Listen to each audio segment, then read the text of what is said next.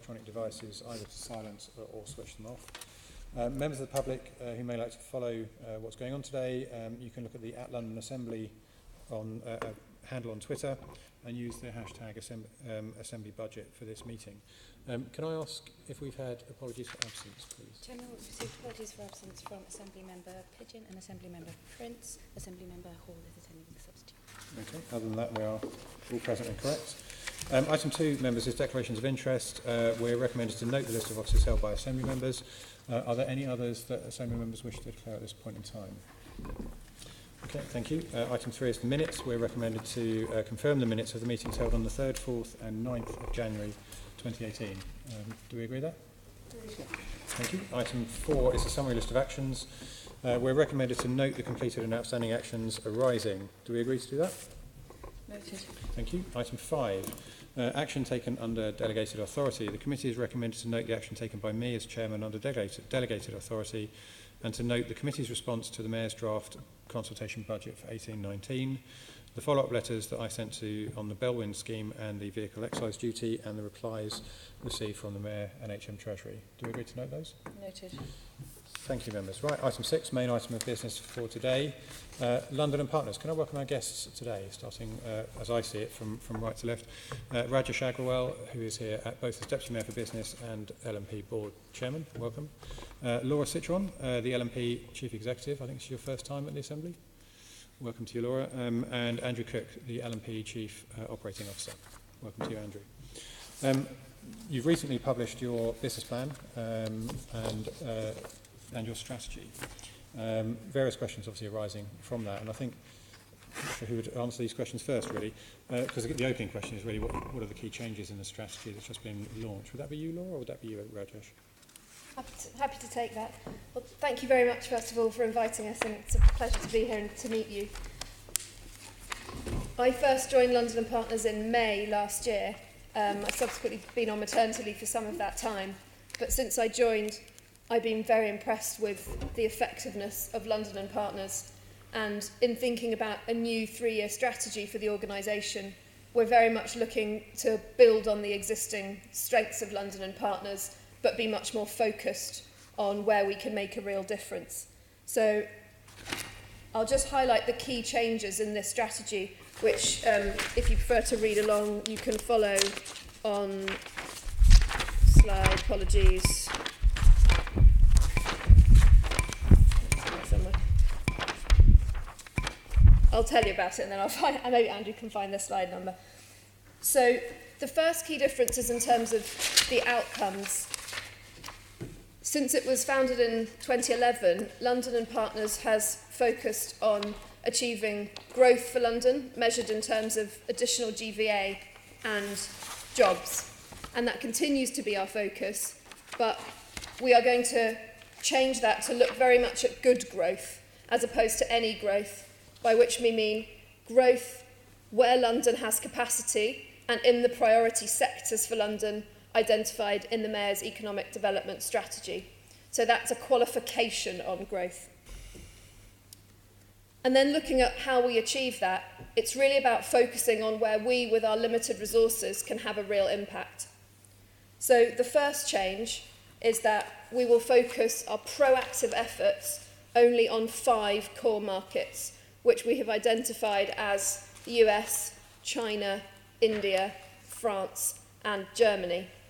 And we've selected those markets because they are priorities for London across all the audiences we work with. So leisure tourists and business tourists, inward investment, trade, and higher education. That doesn't mean, of course, that we won't work to convert inbound opportunities from other markets, but it means that we'll focus our proactive efforts internationally in those markets. The second main change in our focus is about where we intervene in terms of when people make decisions about London. And that's about intervening much earlier in people's decision making. And that has 2 different parts. Partly, that's about making sure that we are building and defending London's global brand, so that when somebody outside of the UK thinks about where shall I go on holidays, where shall I study my MBA, I want to grow my business, where shall I go, that London is top of mind, it's the first place they think of, and they don't consider other cities in that competitive set. So it's about how we can use our influence to build London's brand so that people choose London much, much earlier. In terms of our business-to-business work, it's also about really focusing on what we call contestable projects. So where we have a business that we know is looking to expand internationally, making sure that we're really working with those businesses at the point that they're changing their mind, at the point that they're making those decisions. Third key change is around sectors. So as I said, we've always worked to grow London's economy and to win growth and jobs. We're going to be really focused on the priority sectors for London that the Mayor laid out as good growth priorities in the economic development strategy. And within those, on the real niche areas of excellence where London has global leadership, which would be examples like artificial intelligence or fintech. We're going to be more focused in terms of the audiences that we target, really going for the audiences that will bring a lifetime value to London. And that's often somebody who hasn't been to London before, so a first-time visitor who may come to London first as a tourist and then return as a student, and then we hope return potentially as a highly skilled worker or as an entrepreneur. So by getting people when they are younger and beginning their experience with London, we can have a longer lifetime value from those customers for London. We're also going to be evolving the way that we work with our partners to make sure that our partners are really working alongside us to have the biggest possible impact for London. And that's something that we're working on at the moment. So I'd say those are for us the key changes in the strategy. And of course, very happy to hear your thoughts and answer any further questions on that. Thank you very much. There are follow-up questions. On page 13 of your strategy, your assessment of London's context seems very bleak. If London and partners' view of London is this bad, why would international business want to operate here? I think we're very positive about London's fundamentals as a place to invest, and we work very hard to promote those fundamental strengths of London in terms of talent pool, creative energy of entrepreneurialism, and things like the English language, time zone, legal system, and so on. Having said that, I think it's our role not to be complacent about the genuine competitive threats that there are to London at the moment, because if we're complacent, we won't be able to respond proactively. And I think what we see in terms of our own data on FDI, so foreign direct investment, leads to London, we have seen a softening in that pipeline. And we know that that's a result of different things. So uncertainty around politics of Brexit is one, but also we see that terrorist attacks to some extent affect confidence in London as a tourist destination. Now, we haven't seen a significant drop in leisure tourism. There was an immediate drop, but it recovered pretty quickly. But that does have longer-term impact in terms of the perception of London around the world, which we have to work hard to reassure. And we know that global competition is intensifying. There are many cities around the world who would like to have London's top spot as the world's best place for business.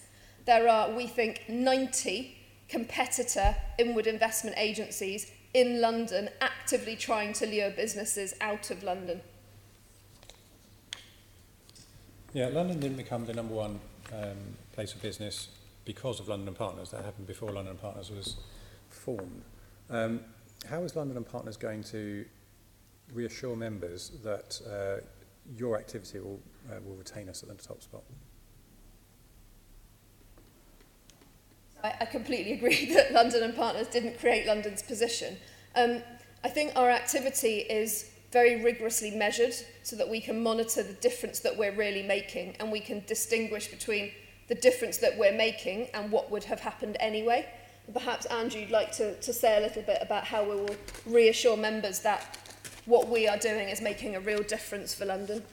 If you're going to talk about how you're measuring your activity and things, we will come on to that in a little while. So if I just ask you to pause now. Was that what you were about to say? Yes. Can we pause on that then, because there will be questions from other members on that a bit later on. So we'll park that question and move on. You've changed the priority in your strategy from looking to grow businesses and jobs in the capital to protecting existing businesses and jobs, which is a bit of a defensive approach. Why have you made that change? It's both. So we're not stopping trying to grow businesses and attract new investment, but we are additionally going to work on keeping businesses in London. Okay. And you've opened 5 overseas offices, or you're about to open 5 others. Why are you doing that, and how much will that cost? So we're doing that because we think it's really important to have people on the ground in our priority markets. It makes a real difference to our ability to source inward investment leads early, because by being on the ground we will know very early in businesses' life cycles when they're thinking about international expansion. We're doing that in a very lightweight way. We're not taking expensive offices. We're putting our people into shared, flexible workspaces with very low overheads to make it as agile as we possibly can. Okay. The second part of that question was how much it was going to cost?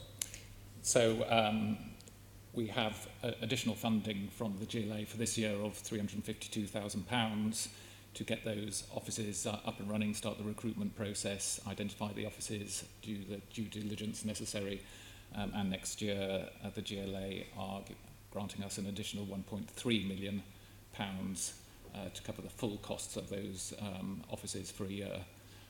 The majority of those costs are salaries, so 0.9 million goes to salaries, then it's the office costs, IT, recruitment.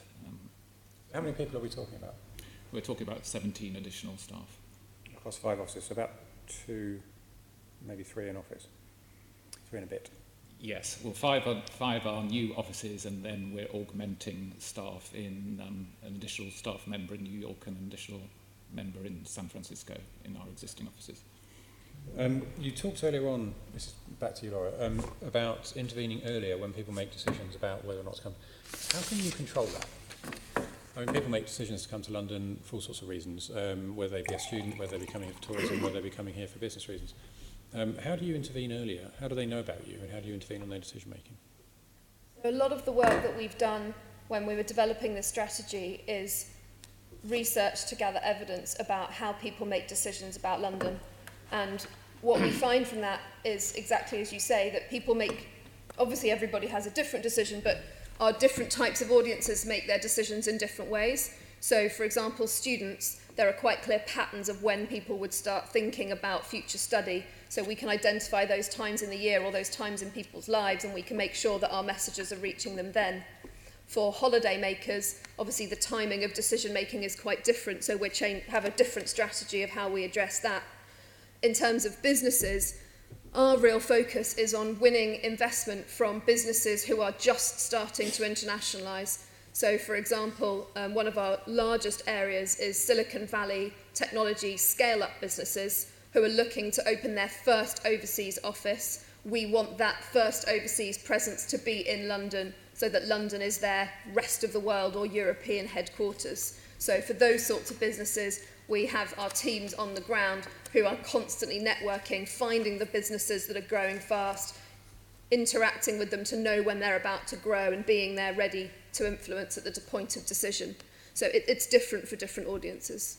Okay. So your business focus, is it specific sectors? I mean, that one, the example you've just given about tech companies that are scaling up, is a useful one because I can see how you can add value because they're very tightly geographically located. Silicon Valley is in one place, you can go there, you can get around and you can do your business development. But business is a very wide concept. There's an awful lot of businesses out there doing all sorts of things. It's not just banks, there's all sorts of things. So how are you targeting within that sector? So within the business sector, what sort of targeting are you doing? So we are looking at the sectors which are priorities in the Mayor's Economic Development Strategy, which are listed in the document. We work very closely with the Department for International Trade, who refer a large number of businesses to us if they are identified to them and they have indicated that they may have an interest in coming to London. And we also work with our network of partners, and that's where the London and Partners is very important. Our inward investment partners are advisors mostly to businesses, so they would be accountants or lawyers or headhunters, talent search, who would often find out that businesses are thinking about internationalising very early on, and their role often is to then refer those businesses to us for a wider range of support. And that's the role of partners as well as our own offices.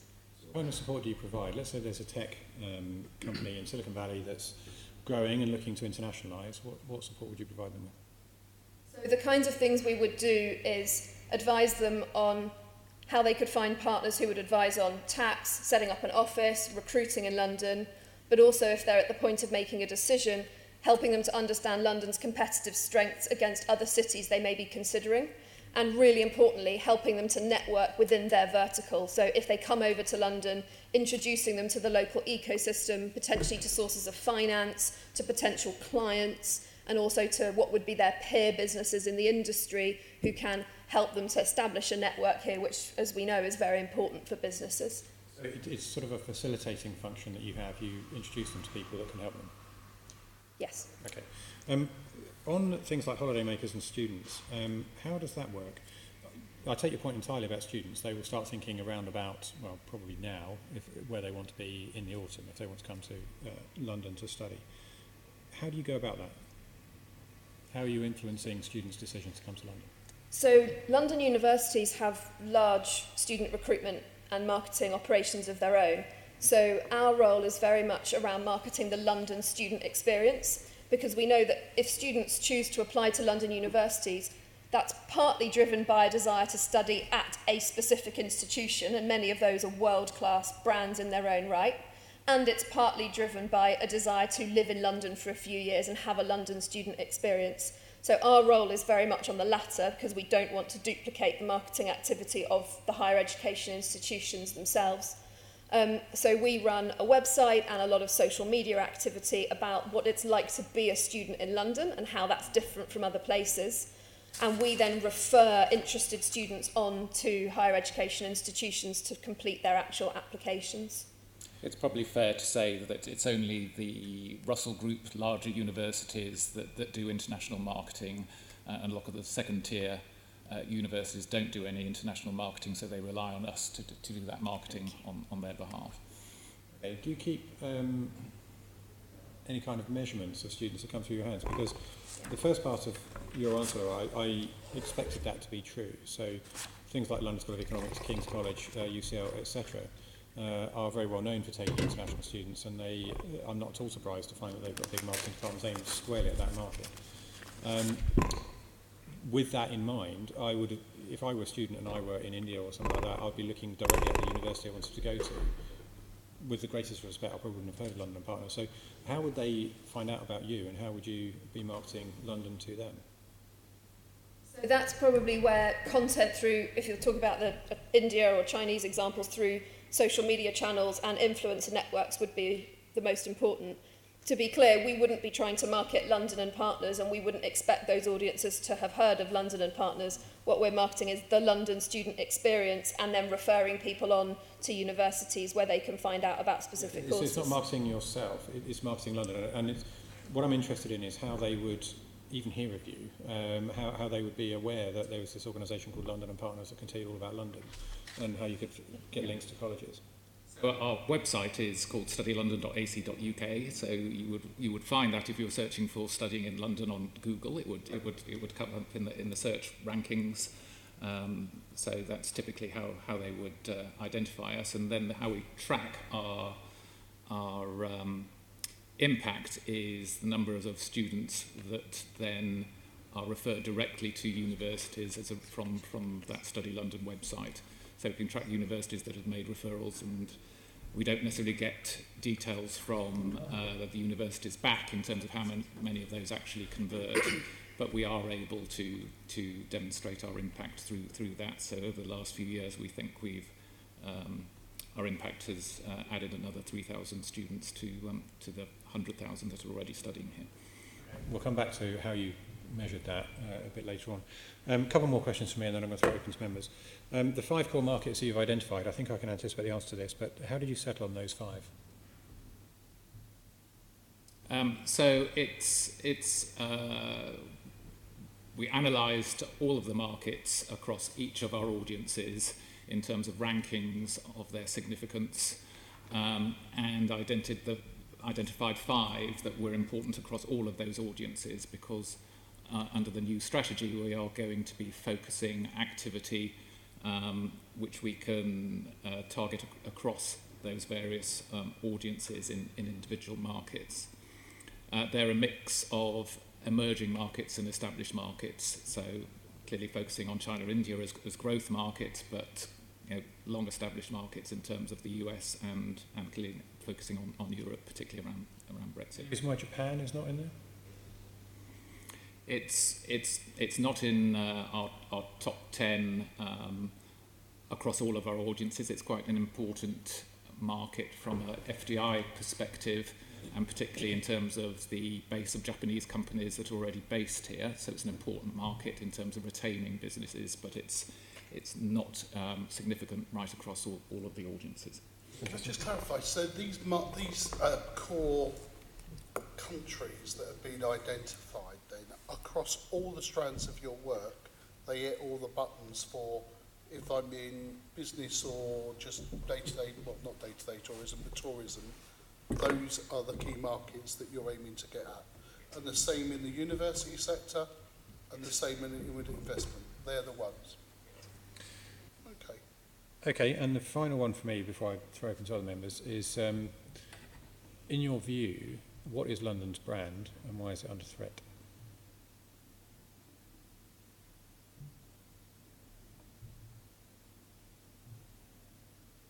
So we've just conducted some research with audiences in our core markets and also some others on what they think London's brand is, and London's brand is what they think it is.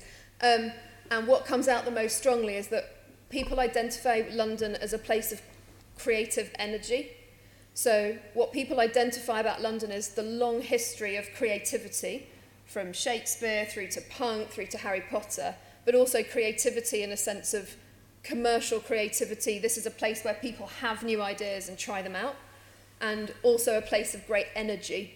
And that's about the dynamism of our talent pool, the dynamism of our business sector, and the fact that this is an open place where people can come and succeed.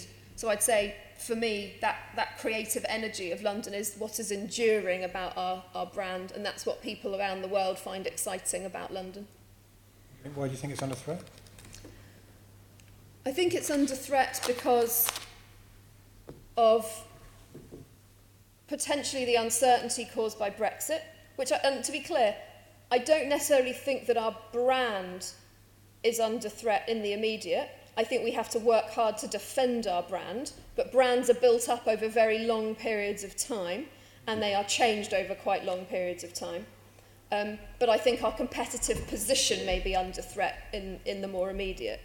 And that's because of the issues that we outline in the strategy, which might be uncertainty over Brexit, security concerns, increasing global competition, and also significant changes to the way that people make up their minds about things in the world and get information about things in the world. So digital disruption has fundamentally changed the way that people form opinions and make decisions. And if we don't respond to that, our brand will get left behind as other cities do better than us at positioning themselves digitally. Okay. I'm going to throw open to other members. I've seen Assembly Member Cooper and then Assembly Member Hall. Actually, that's precisely the area that I wanted to come back to, is the whole area about what is the evidence that underlies these points, these very strong points that you've made, that the context in which we promote London has fundamentally changed. In particular, 2 points which we haven't touched on too much as yet. One is security.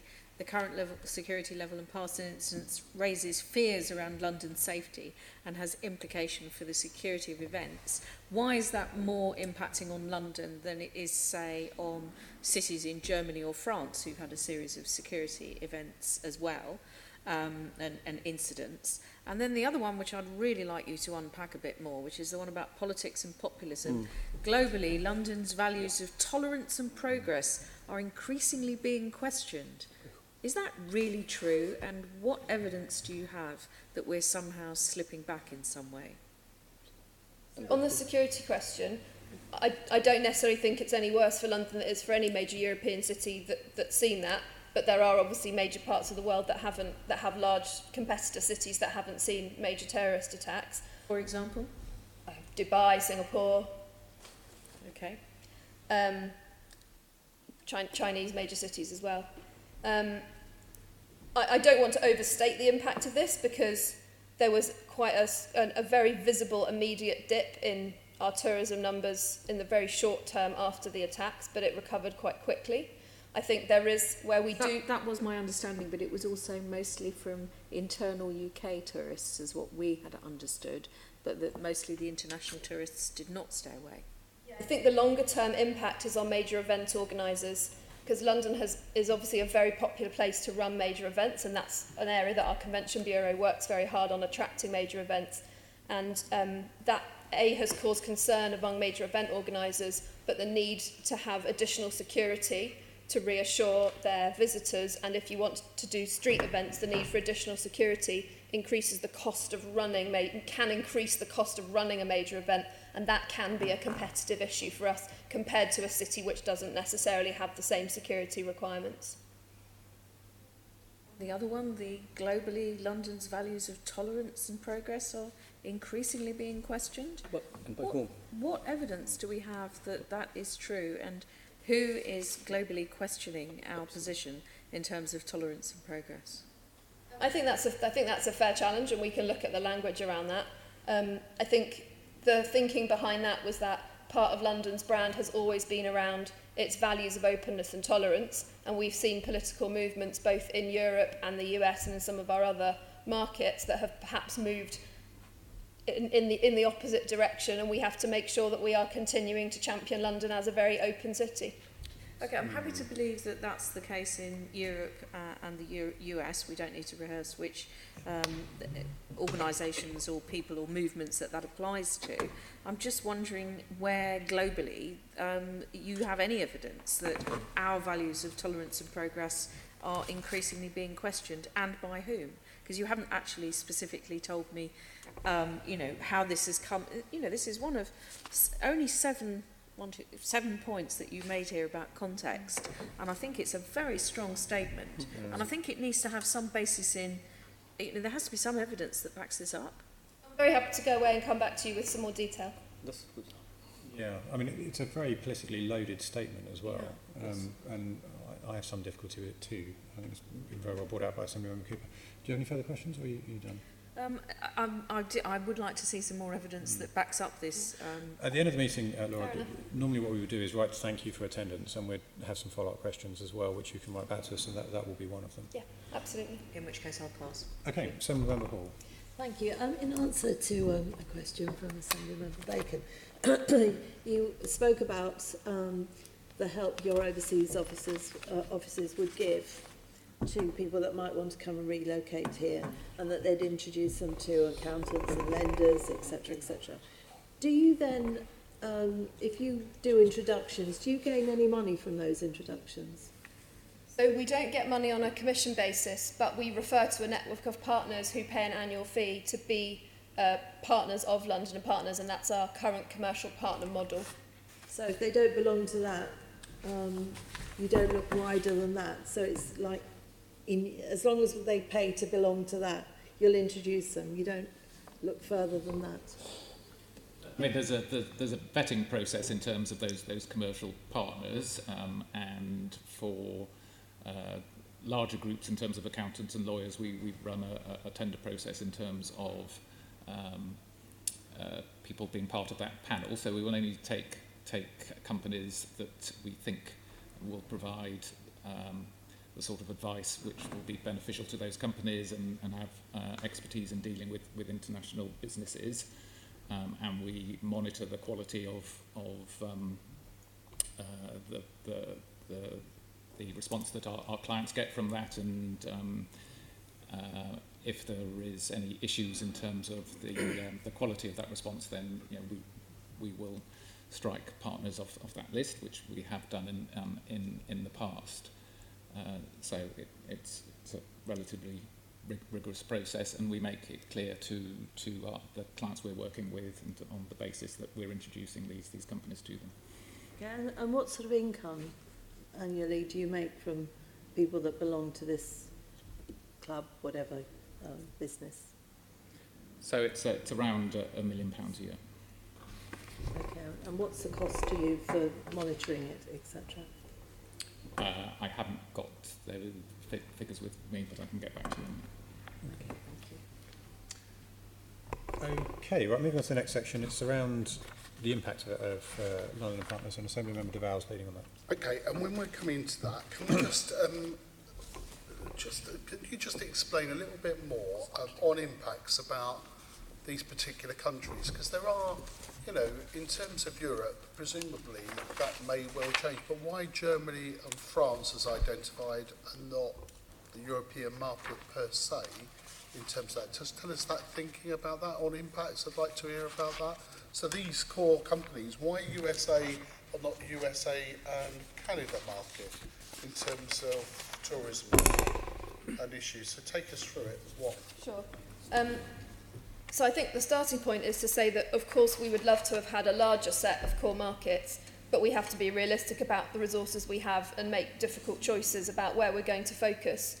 We need to get proper cut through for our messaging, and if we spread our budgets too thinly, we'll get a lot lower return on our investment. And that's why we've really limited the number of markets. So yes, of course, there are markets that probably are very important to London that haven't made it in, and that's because our resources are limited and we want to use them judiciously. To answer your specific questions on the US and Canada, we are actually continuing to have Canada as a priority market, but only for inward investment and trade. It won't be a priority market for students, for business, or for leisure tourism. So that US core market is actually US/North America from a B2B point of view. In terms of our European markets, France and Germany are our biggest source markets for those areas across our audiences. In terms of our retention work, working with businesses who are already in London to make sure they stay here and continue to grow here, there we would work with businesses from any home market, and so we would be likely to be picking up a lot of the other major European economies in our retention work in London. And in our sector-specific work, we would also potentially work outside those core markets if there's a particular city that is a global leader in a specific area. So for some of our niche technology areas, it may be that Stockholm or Tel Aviv is a global leader in a particular area, and so we may need to, for example, do a trade mission there in order to make sure our companies are getting the best access they can. Okay. So just to, before I go into impact, so in terms of your business streams, if I can call them that, so there's the tourism stroke, ordinary tourist stroke business tourism. Would you include your convention centre as part of that or as part of trade? We would consider leisure tourism as one audience, yeah. Business tourism and major events, so the Convention Bureau is a separate one, okay.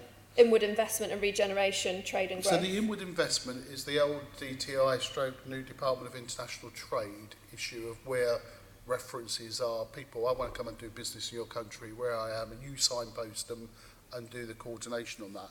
And then the trade is part of what? The retention, or is that separate? I'm just trying to get an idea of how your organisation works. I'm old-fashioned.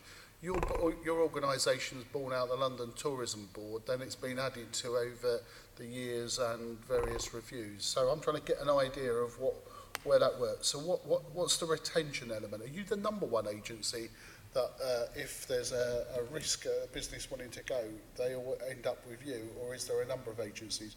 I'd imagine the City of London have got a good retention issue, as well as an inward investment arm that you presumably work closely with. I don't get that anywhere in any of your strategy documents of who else you're working with, but fine. So take me through this. Give me some clarity. So I'll take trade first and then retention.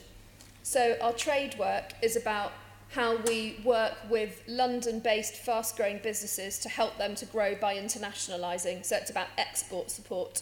It's a relatively new area for London and Partners that we started about 2 years ago under the Mayor's International Business Programme. So under that programme, we've worked with 400 businesses that are fast-growing London, mostly scale-up businesses, to help them to internationalise by giving them access to international markets, going on trade delegations, giving them access to clients and finance and business advice and mentoring in order to grow. And as a result of that programme, those businesses have collectively raised over £130 million of investment, nearly 50 million in international business wins, and have created nearly 800 new jobs as a result of export. So that's very much the trade side, and Deputy Mayor, I know, has recently been on a trip to India with a big group of those businesses and done some successful deals with them. I don't know if you want to talk more about International Business Programme. Yeah, the Mayor's International Business Programme is a hugely successful program. In fact, there are other cities trying to, they're looking at it to try and replicate the program as well. And these are sort of customized trade missions for specific sectors and specific geographies. And I've been on a couple of those, and it's absolutely fantastic. And I've sort of spoken firsthand to the entrepreneurs who have actually benefited from it. So the one we took to India was around fintech. This big opportunity. London has got some core strength around fintech, and India is a huge market. And again, as the more and more digitalization happens in India, there are opportunities for London fintech firms to expand into India. So it was quite a successful mission as well. Okay, let's move on to about impacts then. So how can you've demonstrated, I think, in some of this narrative you've come back about the impact of LNP's work.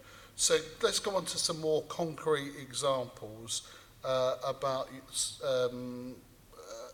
let's do the inward investment one. That's fairly straightforward. How many businesses have we got currently that you're dealing with wanting to come and do business here in London? And what do you think you've attracted? So not the ones who I've come to you. What's the ones where you think, in terms of all your other networks, that you have attracted in terms of that? And then we'll talk about retention afterwards. So let's talk about new interest. You've probably got some technical term for it. I can't quite get my head around it yet. No, that's fine. New companies coming into London. So since we were set up in 2011, we have helped 1,740 companies to choose to invest in London rather than other locations, creating 34,500 jobs. So we know that because we track the companies that we help. They write and confirm that, one, that we have helped them, and two, they confirm the numbers of jobs that they have created. And from that, we are able to extrapolate the economic benefit to the city of that in terms of the GVA calculation. So we have a GVA figure for that as well. And that's your, you call it GVA, is your performance KPI, isn't it, or whatever you, what's your... So it's one of our main additional KPIs. gross value added, is that? That's correct, yeah. Okay, and you can then provide us with information, or the appropriate committee here, about the breakdown between inner and outer London and the sectors those businesses are in. Can. We can, you're right, you can do that. Okay, now let's talk about retention then, about businesses and the steps you take on that and your capacity to deal with that. So what's your involvement and what have you been dealing with? Okay, so we've been focusing on retention since the EU referendum. We didn't really have the resources to do so before then. So we redeployed some of our staff who were focused on bringing new businesses to focus on retention. So we have a retention task force of 6 people now who are focused on talking to existing foreign-owned companies. And I should say that we only deal with foreign-owned companies in London. So having conversations with them in terms of what issues they're facing, the uncertainty that they may have around Brexit, what the implications are for them from a regulatory perspective, offering to talk to their HQ locations, and in fact our teams in market will also be talking to headquarters of those companies that are based here to reassure them that London is a good place still to be. So, as I say, that's relatively new work. It's more difficult to measure because our intervention may have helped a company to remain here, but they may not be creating any more jobs. However, some companies will say that yes, we were considering other locations. You have confirmed that actually we're going to stay in London, or they may say that actually we're going to expand in London because of your intervention. When we say other locations, they could be outside the UK, it could well be inside the UK, that they're moving out their central office issues to an outer belt in the southeast, or because they think it's better value for money in terms of property and they can relocate. Is that some of the, you know, in terms of, I don't want to set ours running here, but in terms of painting pictures of why people are choosing to relocate is for all sorts of reasons, isn't it? It has. So some companies, you're right, may be looking to choose outside London. We would talk to them if they're in inner London in terms of the benefits of being in outer London before they consider going more broadly to the rest of the UK. However, if they do want to go to the rest of the UK and that makes sense for them, we will assist them with that, either by referring them back to the Department of International Trade or directly to agencies that we know that can support them. So if they're adamant they want to go to Manchester, we will introduce them to the Manchester Growth Company. In terms of your networks, in terms of picking up the phone and brokeraging arrangements or asking what's available in outer London, you're sufficiently confident they're fairly robust? Yes, we have relationships with all of the boroughs. We invite the boroughs in for regular briefings in terms of what we're seeing in the market. We help them in terms of them developing their propositions and how they can make their proposition internationally competitive. I was rather surprised. It will come up later on, but I'll just do it there and forewarn you, because you might want to think about this and get your arguments right. Why, in terms of tourism, inward investment, there's no one from local government on your board? There's no inner or outer representation? I thought tourism, in terms of that, there is a big player for local government encouraging tourism into their boroughs, not just for the big zone ones, but also out of London, but around that. But we'll come back to that later on terms of governance. Let's go back on to the internal validation. In our briefing note, it says the GLA thinks you've got some of the best practice in how you cover yourself. Has that been tested by anybody else externally? Ah, fine, good. Yes, it has. So London First commissioned a report by Deloitte looking at the international promotion of London, and they looked at... used to do the inward investment, didn't they, some time ago? They were one of the first runners of it when it came out. They set up the first inward investment agency, London First Centre. You're correct, yes. So what did they have to say about your work then? So Deloitte reviewed our evaluation methodology and agreed that it was best in class, certainly incomparable to other cities. We think, and I think that some agencies would agree, that it is better than some national agencies, and some national agencies are now looking at following our methodology as well. Okay, good. Right, coming to you, Deputy Mayor, can we just, in terms of methodology behind the key performance indicators, where do you see this going? What do you think are improvements that we here on the London Assembly might, where are you going on this? Are you looking to improve it in any way, or are you content with where you've got to? What's your thinking about this? Well, the methodology for measuring performance is constantly reviewed, and it's they work very closely with the GLA economics as well, and it's done in consultation with them. I mean, mostly it's around the GVA, which GVA is the big headline number, but that translates into the jobs, which is and jobs, the new jobs created, as well as the jobs retained as well, with the newer initiative, and then different figures around trade, growth, business tourism, major events and students. So there are different, but overall we are constantly looking at how to improve it as the context keep changing as well. Okay, so then tell us then, if that's the case, what discussion has gone on at your board, at board level, about the outperformance of targets in recent years? I should praise you on that outperformance, or should I look at it that these, you need more stretching targets, to be honest, rather than the ones that you seem to be just outperforming? So what's the discussion at board level on that? Can you point to a specific board meeting where you think, hold on, do we need to look at these targets again? Do we need to put more stretching targets in? Or have you got such a decent bunch of people, hard-working, who are just doing, outperforming everything, all the challenges the board is setting. I don't know who said it, but the biggest room in the world is the room for improvement. So that we are always trying to sort of stretch the target, but given the resources, which are sort of fairly limited, we've got to be more focused. And I think considering the amount of resources that London Partner has, they've been achieving their targets. I mean, there's no point in having targets which are totally unrealistically extremely high. You have to sort of make sure it's in proportion and it's in line with the resources they have.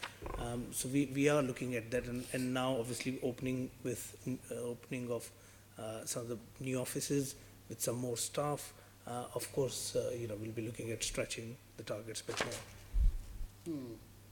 Well, we're just about to come on to finance, but in setting the scene of that, I understand about resources and capacity, but, it's not inconsiderable resources that London and Partners have got at its disposal.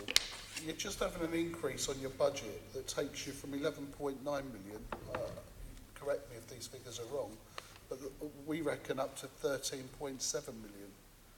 That does give you some capacity. Yes, and that capacity is to mitigate the challenges caused by Brexit and some of the additional work. So it's sort of not the business as usual, but these are extraordinary times that we are in. So this is to... Yeah, but those extraordinary times are going to change rather quickly, aren't they, in the coming 10 months. So you might need to look at it again about what you're doing and what you're not doing. Sorry, Chair, I finished my question. Thank you. Just a couple of sweep-ups, and then I'll see if there's other members.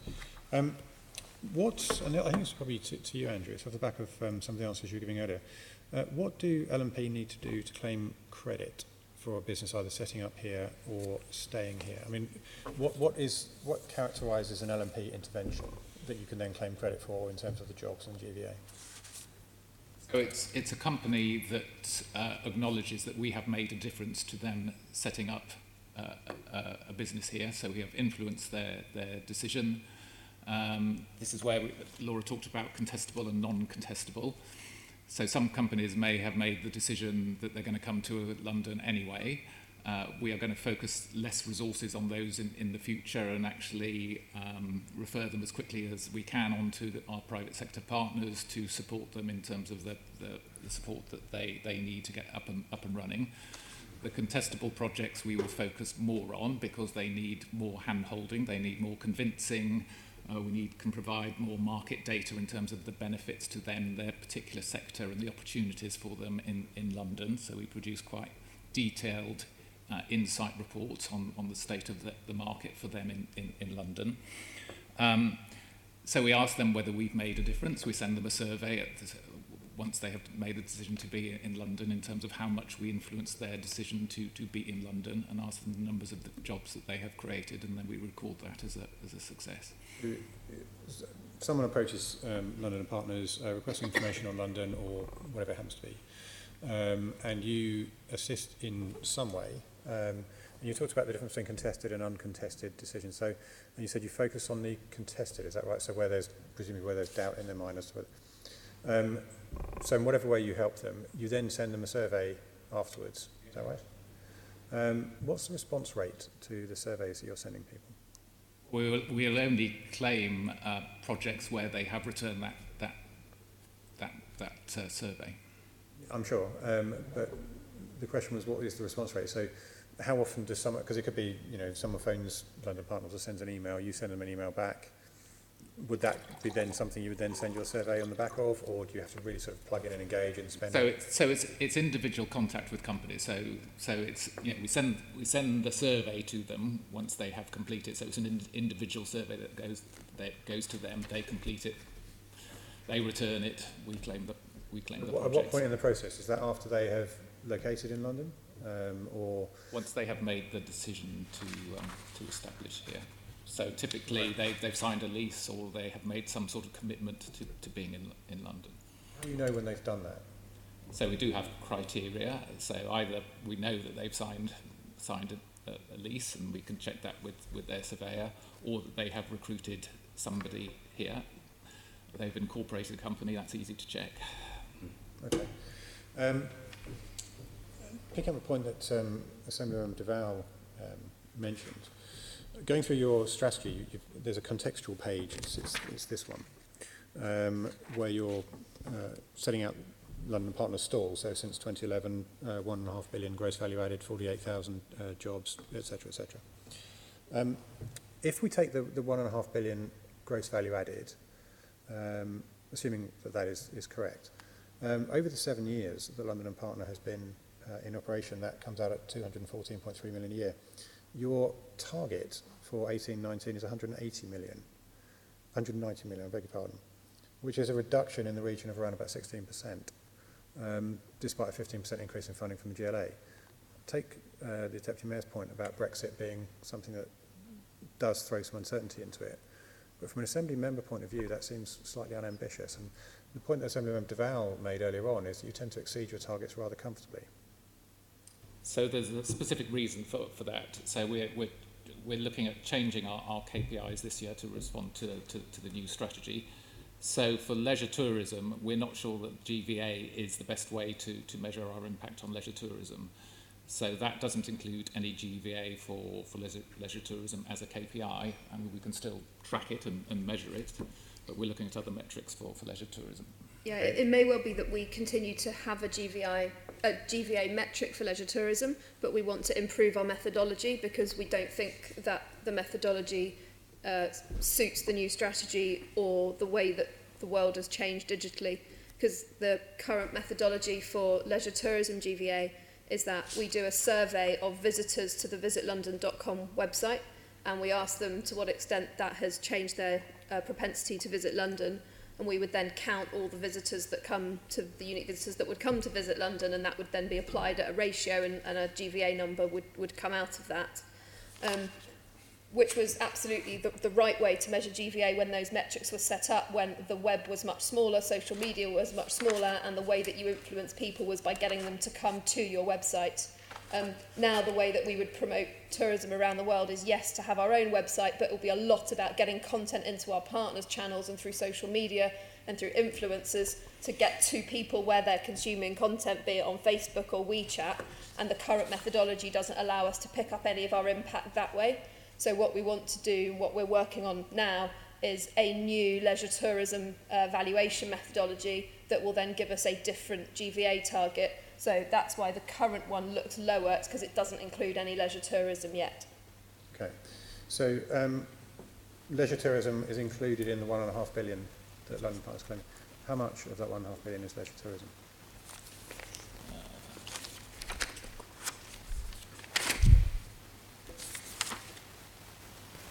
Uh, 644 million.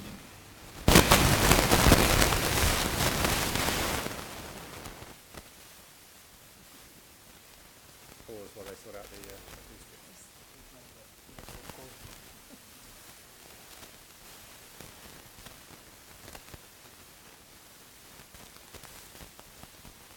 I'm actually doing that, or?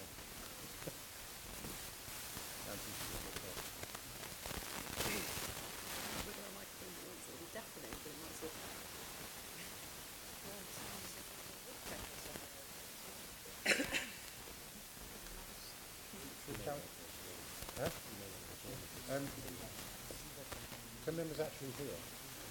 Yeah. Can you hear us? I think it might be a bit rubbish on the webcast, but for the millions of people watching this on the webcast. I know, right, look, we'll press on. So 600 million of that 1.5 million GVA is leisure tourism, which will no longer be included as part of your GVA assessment. Is that correct? If I understood you correctly there? We think it will be, but because we haven't yet established a new methodology, we haven't been able to put a target against it, because obviously the baseline will be completely different if we have a new methodology. Okay, now your targets for the year, there are 6 sections of targets. The overwhelming majority are due to be set at the end of the first quarter, so the end of June. It's me.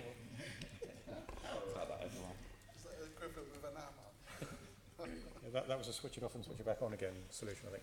Okay, so there are 6 different sections for your targets and your KPIs, most of which are due to be set at the end of Q1, which is the end of June. assuming you're on the same financial year setting that we are. Why are they being set so late or so far into the year? Because when we're developing the new metrics now, and then we need to have some data set to have a baseline so that we can then put targets against it, but we don't have baseline numbers yet against which to target. And we're currently in the process of developing the new methodology to meet the strategy. I agree that in an ideal world we would have done this earlier and had metrics already in place, and I apologise we haven't yet, but we are working on it as fast as we can. And once we have them, I'm happy for us to come back and report back to Assembly members on the new metrics. I'm sure you won't fall into the same category, but we have been pressing the Mayor's office for nearly 2 years now for KPIs around his administration, where he's going, and we still don't have them. It's public money that's being invested. Not all of your money is public money, but some of it is. And since you have produced your strategy and your business plan, the absence of KPIs is slightly concerning. Was that work not done as part of your formulation of your strategy? Yes, it was, and what we have here is what we think the KPIs should be. What we're still working on is the exact methodology for quantitatively measuring them and having that validated by external partners like GLA Economics. Okay, but the majority of them are missing. One of them on brand engagement, which was, it picks up on the questions that Assemblymember Cooke was asking earlier. You're not going to set that until the end of Q2. So the point of KPIs is to measure your performance against your desired outcomes. And if you're not hitting your KPIs, you then need to change what you're doing in order to make sure that you do. If you're not setting your KPIs at the outset of the process, your chances of adjusting what you're doing to make sure you hit them over the course of the year are significantly limited. It does raise questions over the value of your business plan. Do you not agree? The brand engagement work is a new area of activity for us, and we're working at the moment on developing a robust methodology around brand engagement, which is quite a complex area to measure, and what we're very keen is that those metrics are really robust, so we're consulting with a bunch of external agencies on how we would do that.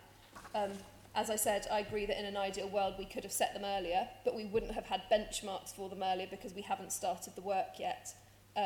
So yeah, I'm happy to come back and report back to Assembly members, and they will be signed off at our next board meeting in May. There was a review undertaken by the Deputy Mayor of London and Partners very early on in the Mayor's term of office. I remember sitting down to meet with him privately, and forgive me if I get the date wrong, but I think it was in the summer after the Mayor was elected, so probably about 18 months ago. How long have you been working on your business plan and your strategy?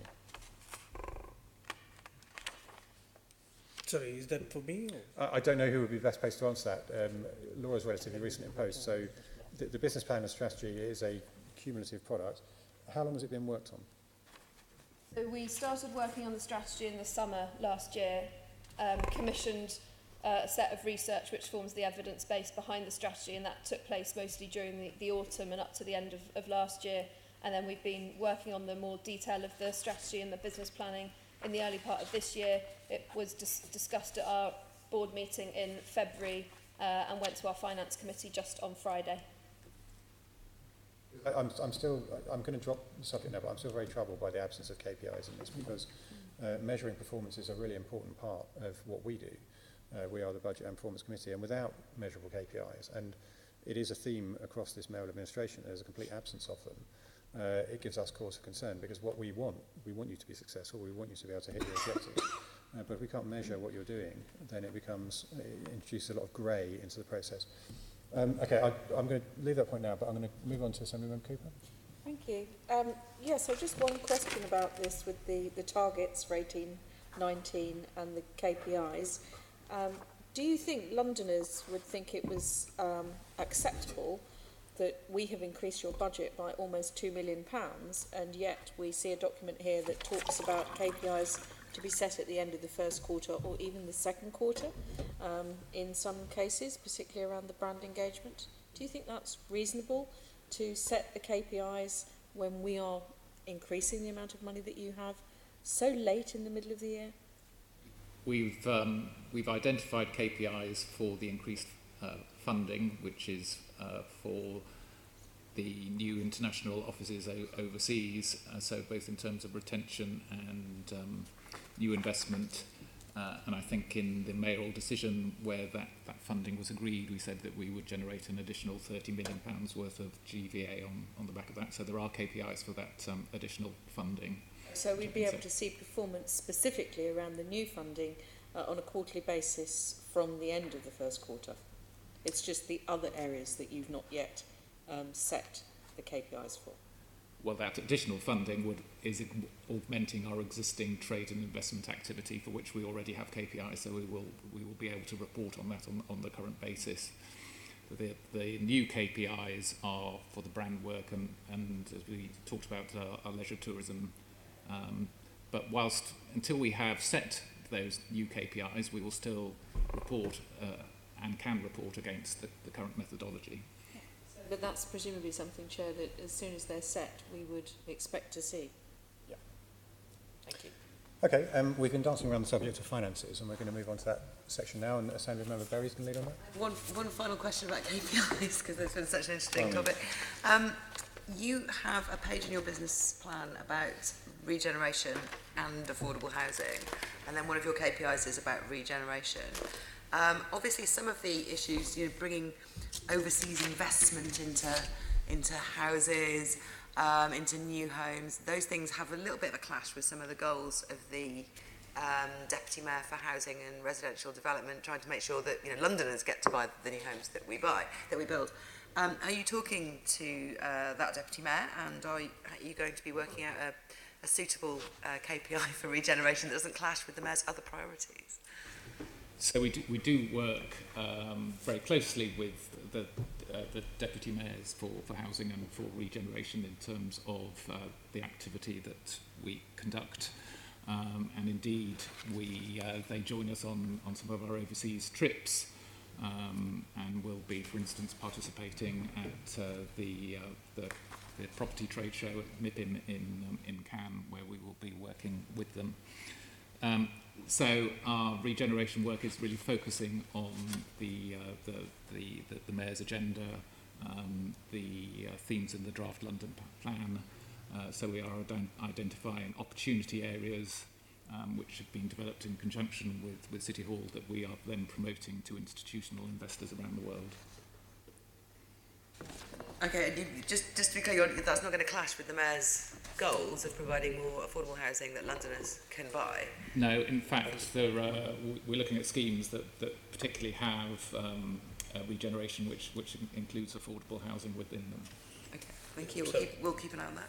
Yeah, can I just add, I mean, it does not clash with the sort of mayoral priority on sort of housing and so on. Mayor is fully committed on the affordable housing, and this is just sort of, if anything, to fasten the whole process of making more affordable houses in London. Okay, thank you very much. So moving on to finance, sorry about that. Just to interrupt you before you do, just to alert members to the fact that we have a group of students here from the London School of Economics, who I'm sure will be fascinated by this debate. I don't know how many of you are international students, but much of the questioning we've been doing of London and partners is how they attract international students to London. So you may have personal experience of that. Unfortunately, we can't call you as witnesses. Assembly Member Berry, over to you. Okay, yeah, so moving on to finances, one of your goals in the KPIs here is to have more than 50% of your income from non-GLA grants. You've had a bit of a setback this year because of the increase in grant that's come to do with Brexit. Now you're getting more than half of your income just from GLA grant and less than half from other sources. So I think you may have covered why you need extra grant funding from GLA this year. Maybe I should ask Laura what you're doing to increase your non-GLA income and why your target is basically to go back to where you were, or it's more or less where you are now, your target, so it doesn't seem very ambitious. Sure. Well, I might ask Andrew actually to speak to the commercial revenue target for this year, and I can say a few words about the future. So I suppose the difference between the figures you've got in the business plan in terms of the forecast actual for 17-18. So in fact, the income target is higher than the target that was set in our business plan, so we have done better than we thought we would in terms of the targets we set in 17-18. We tend to be pretty conservative in the targets we set for commercial income, because clearly we don't want to be out of pocket and spend more than we bring in. So we develop a budget which we think is prudent and achievable. However, we would anticipate that we would be able to generate more income than this during the course of the year. There are reasons for pluses and minuses on each of those lines, which I can talk through if you would like me to. That would actually be helpful. I've got follow-up questions on each of them, so if you want to do an introduction now, that would be useful. Okay. So the other grants line, the reason that is 400,000 less than this year is that those grants are essentially made up of the ERDF grants which we have for the Mayor's International Business Programme and also our Business Growth Programme. It also includes grants from the Discover England Fund, which is for leisure tourism and for tourism, us developing bookable product for visitors to come to visit London and other parts of the UK. So last year there is additional funding for the ERDF programme, for the Mayor's International Business Programme, because we were catching up on that programme, and so last year actually includes the funding for a previous year. There was a glitch in that in that funding and a change in the rules around that funding, which meant that we weren't able to claim the first year's funding until the current year that we're in. So there's 2 years of funding in that, so compared to this year, so that accounts for that. In terms of the commercial earnings, this includes some of our funding from Dot London. There's a timing difference in terms of the funding coming through from Dot London this year in the 18-19 year compared to... Explain to everyone that Dot London is the domain name that you sell. Yes, that's correct. We have also set our e-commerce targets and partnership renewal targets at a slightly lower level than we have achieved this year, just as I say, to be prudent in terms of setting a realistic budget. However, we do think that we will generate significantly more value in kind contributions this year in terms of partnerships as set out in our new strategy. We believe that there are many companies that will want to contribute to our activity.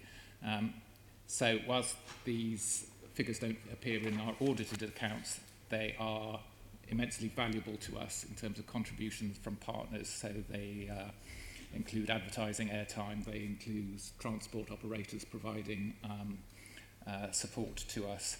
It also includes funding from the likes of Visit Britain. So that is significant funding, which we think we will augment during the year. The contributions from partners and other agencies line in the table that I'm looking at here has gone down. Yes. Did you explain that just then? I don't think. Yes. Sorry, no, I haven't explained that. So that is what we call match funding. So it's contributions either in terms of sponsorship or support. So for instance, for our business tourism activity, we take partners with us to exhibit at trade shows. The partners pay the majority of those costs.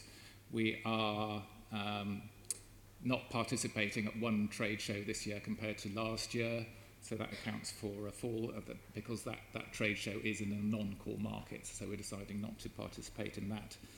There was also another trade show that's included in 17-18 that we're not participating in this year as well, so that's the main reason there. Those contributions, do they also include the sort of subscription model that Laura described a bit earlier on? Companies that want to be on your panel that get referred? That's in the commercial earnings line. That goes under commercial earnings. And that's where we've set a slightly a prudent target there in terms of fees from those companies. Okay, so I mean, what you've just said is that you're kind of underestimating Yes. most of your income for this year. So the question goes back to Laura, I guess. Then in that case, why is the target so low if you're basically going to meet it or exceed it according to the assumptions you've made here? So this is our budget as opposed to a set of targets. Our target is to have minimum 50%. That target is the target I'm asking. So that target hasn't changed, and in fact is more ambitious than previously, where we'd said we wanted to reach 50, and now we're saying that we want 50 to be the floor. So we want to get ideally even more non-GLA grant funding if we can. So, but this is for the purposes of our business planning at this point in the year, because we're going to be evolving our commercial and partnership models, and I can have to share our thoughts on that. We think it's prudent from a business planning and budgeting point of view to not overestimate the extent to which within this business year we're able to necessarily increase the revenues and the profit. Our plan is to evolve those models so that over the 3-year cycle we can significantly increase the revenue from them. But at this point in a planning cycle, we thought it was prudent to put conservative revenue numbers. That sounds fair enough, but I mean, the numbers for 2017-18, the current year here, show you above 50% in non-GLA income. That's dropped back due to Brexit grant, boosting one half of that. But nevertheless, I mean, that's not a target. That's just a description of what's going to happen reaching 50%. It isn't. This isn't a target. This is the budget. No, there is a target. Sorry, separately in the KPIs, Yes. There is a target for 50%, which more or less just describes what's going to happen here. That's what I'm saying. It's not a target. And I hope that we will be able to achieve it for this year and to exceed it in future years. In terms of the way that we work with partners, what we want to do is to evolve our partnership models so that we can achieve a lot more value in kind than we're getting at the moment. And that's by having a more inclusive and open approach to partnerships. There are many businesses and indeed influencers in London who have huge goodwill for our city, who very much want to contribute to the international promotion, and we need to do a better job of harnessing that and really getting them on board and giving them ways that they can contribute both financially and practically. And I think that's an area that we can see that we can really scale, and so we should see that, well, there's a higher value in kind number here, and we want to see that really increasing over subsequent years. In terms of our commercial operations, which, as Andrew said, is both the subscription type models, but also our commercial business lines, so London, but also some of our digital technology businesses that we run, we're going to have an increased focus on profitability around those. So how can we really run them to generate increasing profits? Again, in some cases that involves to some extent changing those business models, and that will take a little bit of time to achieve those pivots. But the ambition is absolutely that where we are running business lines for profit to reinvest in our work for London, that they become increasingly profitable over time. Okay, thank you. The value in kind stuff does make a lot of sense to me, so that's useful to know, thank you. I want to ask the Deputy Mayor, you, in 2016, the Mayor's Office, you carried out a review of London and Partners, and that concluded that they didn't need to generate more non-GLA income. Why did that review conclude that?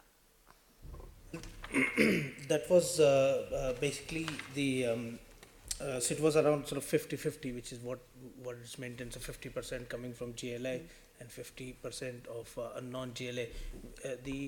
I mean, speaking to a lot of different stakeholders, it seemed like that just about the right kind of funding, because with the stakeholders, they like to see, they see it as a sort of public-private partnership, and that partnership works very well the way it is structured right now. We concluded that it's sort of 50-50 is the sort of right kind of amount. If it is too much from the sort of private side, I think from an oversight point of view from the Mayor's Office, or if it is too much of the sort of grant money and less from the private side, I think right now the structure 50-50 seems just about right. Okay, well that's useful to know. I want to ask also about EU funding. I think you outlined a bit ago, Andrew, that quite a lot of your other grants come from the European Regional Development Fund. How do you use that, and will that money no longer be available quite soon, and what are you going to do to fund those activities when it's gone? So it currently funds the Mayor's International Business Programme, which Laura has talked about in terms of supporting international UK companies to internationalise, and also a business growth programme, which is for SMEs to help them grow in London. So the Mayor's International Business Programme, we have funding until 2019. We have just submitted another bid to extend that programme, so there is funding available to 2021. So we have submitted a bid to the RDF programme in the last week for funding from 2019 to 2021. After that, what we hope to do over the next 3 years is to see if we can make that a sustainable programme without EU funding post that. Okay, something on the Val.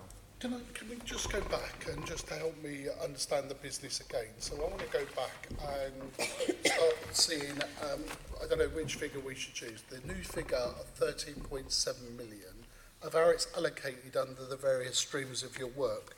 So for tourism, what do you, sorry, just remind me, what do you get from the GLA itself in total? GLA? The GLA? Yeah. In terms of grants? Yeah, in total first. Just so 13.6 million in the coming year. 13.6 million. Okay, right, okay. And your total budget is? Will be 27 million. 27. Okay, so let's go into tourism, the El Caboodle, business convention, if we can put it under that. So what do we spend on that?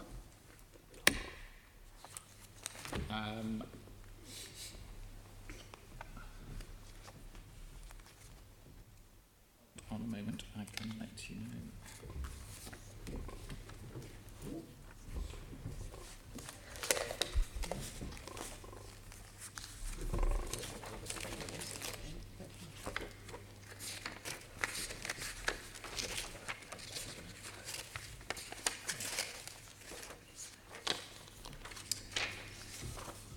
Give me in terms of the breakdown of the 13.6 first off, and then we'll talk about other income, and then income from the private sector, I presume some of your members in the hospitality trade.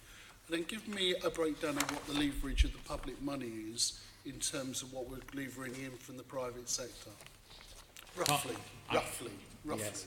I'm not going to ask you, I'm not going to pin you down to nearest penny or anything like that, but roughly tell me how it would work. What do you think the ratio is of that you're doing? So what's the total budget we're spending on tourism? So for tourism, our budget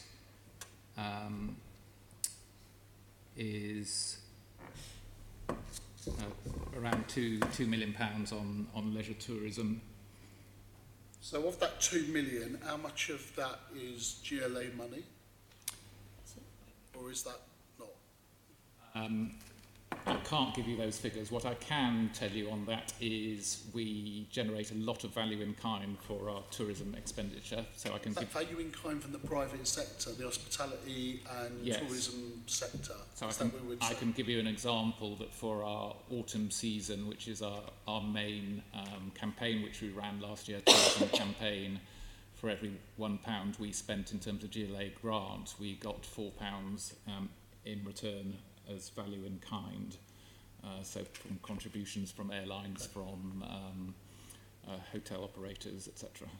You could provide us with a further breakdown, if I give you time, if we ask for that information, a breakdown of, so what does for example, I know I might be wrong, so it's 2 million budget, part of that budget there'll be some GLA money, there'll be some, I think you said earlier on, some grants for special Visit Britain, whatever they call themselves this time, and then there's going to be a contribution line from the hospitality stroke tourism sector of their support in kind for this work. Yeah, we don't tend to split it down line by that against each audience. How do I know that you're levering in that pound for pound? Doesn't that help me? Shouldn't we be doing that? We would do that at a campaign level, as Andrew said. So for a specific campaign, we would know how much value in kind we generated against that campaign, and that we're happy to provide.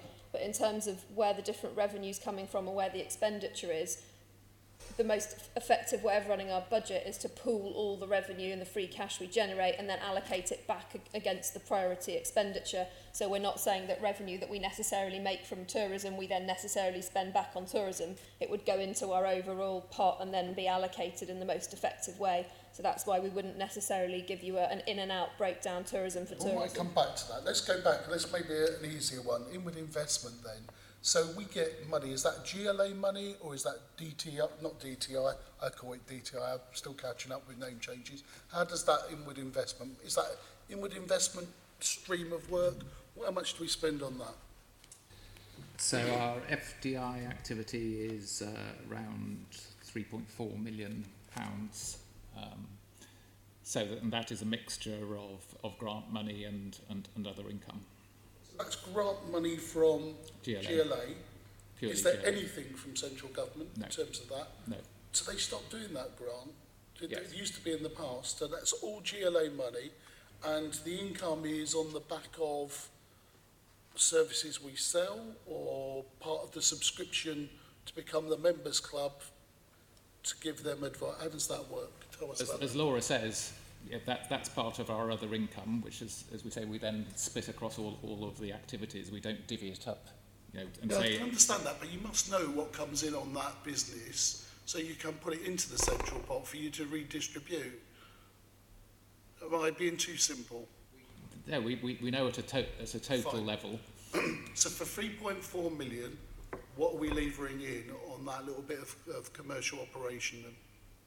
I can't tell you. Okay, right. Okay, let's go on then.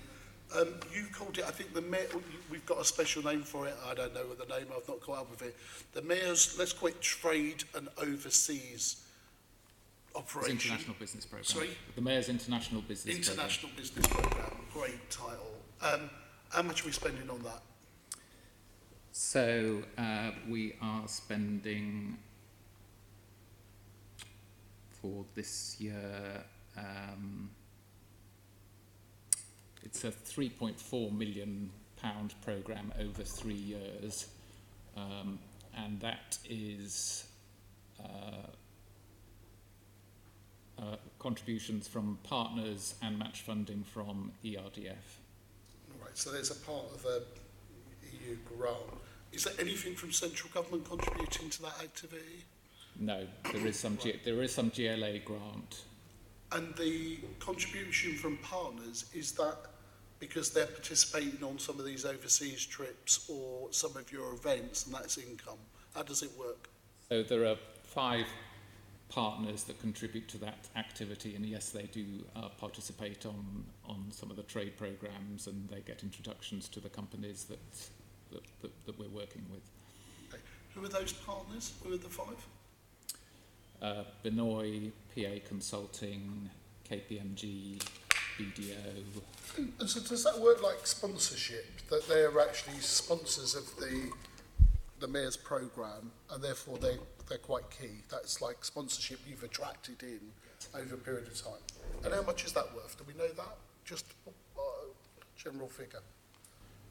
So that's worth contributions of around £300,000 per annum. £300,000 per annum. Okay. Plus some in-kind support in terms of time that they spend on. There's an in-kind stuff there, Yeah. okay, which you can provide detail later on when we request it. Let's look at study and students, for want of a better word. How much are we spending on that?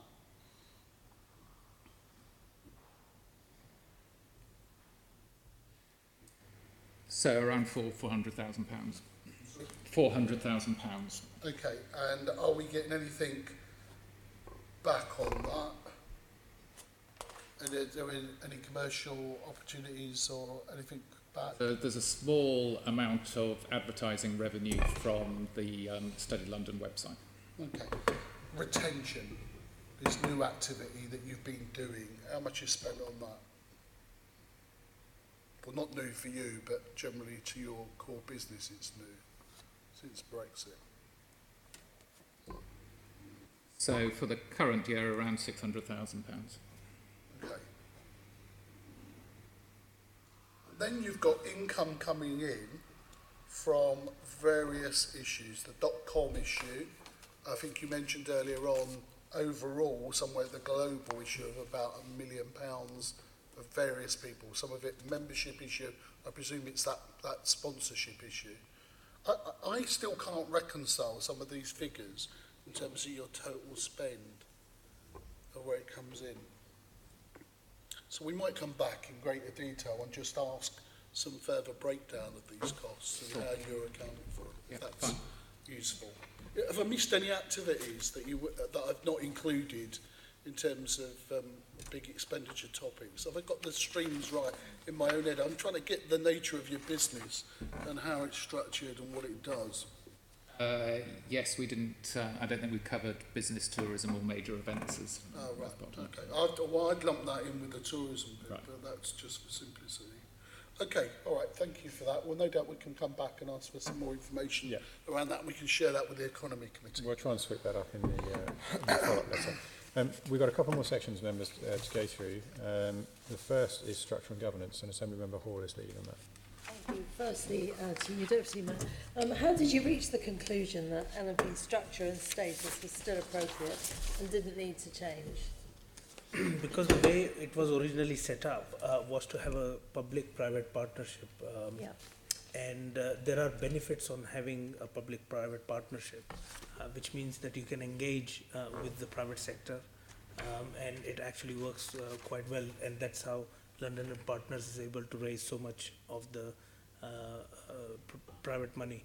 So benefits of working with commercial organizations is one, you can generate revenue which can be spent on the activities of LNP, but also you get first-hand information from these organizations. You are part of the ecosystem, so you are a lot more plugged in.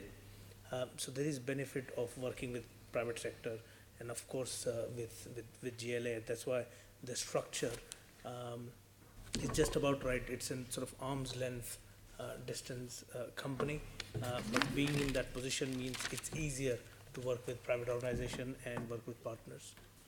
Have you been aware that, and as you know, I'm a new member, so forgive me, I'm sure it's been asked before, but you've been aware that the Assembly has been concerned that we haven't had as much information about this London and Partners as we should have done. Did you not think that perhaps when you were looking at the structure, that it might be a sensible idea to incorporate members or make it more transparent in order to appease the Assembly, bearing in mind so much of the income, 50% plus, is from taxpayers?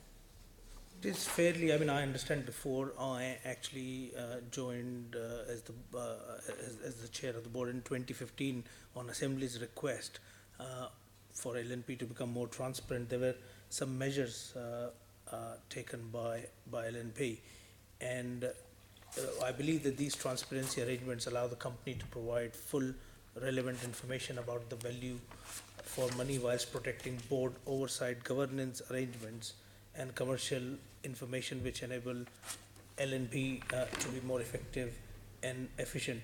So they currently publish key company policies including procurement, gifts and hospitality, travel and expenses and remuneration, as well as declaration of interest of the board members.